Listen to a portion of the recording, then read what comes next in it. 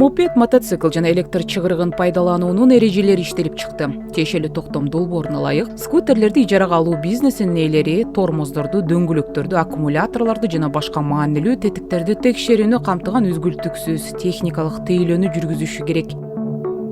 Ижарачыларга аны кантип коопсуз колдонуу керектиги боюнча нускамаларды бериши шарт. Электр чыгырыктарды каттоо номуру, фонарик, арткы жарыктары, алдыңкы рефлектор, каптал чагылдырылгычтар менен жабдылышы керек.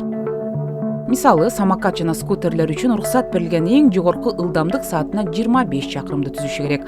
Турак жерлер жайгашкан аймакта саатына 20 чакырым, ал эми эл көп топтолгон аймактарга саатына 5-10 километр болушу керек.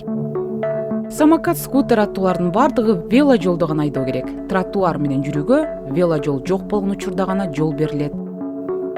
Ал эми скутер, самокат тээп бараткан адам жолду кесип өтүүдө жөө өтмөктүн алдына токтоп, скутерден түшүп, анан жөө өтүшү керек.